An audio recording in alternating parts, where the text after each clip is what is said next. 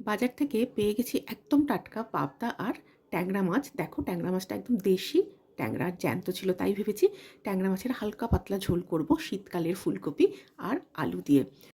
শীতকালে আমরা নর্মালি আলু ফুলকপি ভেটকি মাছের তরকারি বা ঝোল করে থাকি, তাই স্বাদ বদল করতে আজকে ভাবলাম ট্যাংরা মাছ দিয়ে আলু ফুলকপির এই হালকা পাতলা ঝোল করব। সেই জন্য প্রথমেই আমি আলু ফুলকপি ভেজে তুলে নিয়েছি, ওই তেলে ভেজে নিয়েছি ট্যাংরা মাছগুলো।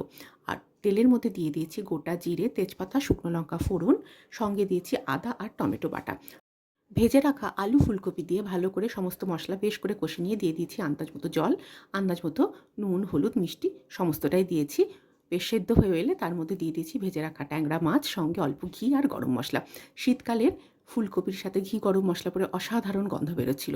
আর জানো তো ফ্রিজে কিছু কুদরি রয়ে গেছিলো, যেটা আমার মনেই ছিল না, সেইটা আজকে ভেজে নিয়েছি। শুকনো লঙ্কা, পাঁচফোড়ন আর পেঁয়াজ দিয়ে আলু কুদরি ভাজা, সঙ্গে দিয়ে দিচ্ছি গরম গরম আলু ফুলকপি দিয়ে ট্যাংরা মাছের ঝোল। সোমবার আমি নর্মালি এরকম হালকা পাতলা খাবার করতে পছন্দ করি এবং করেও থাকি।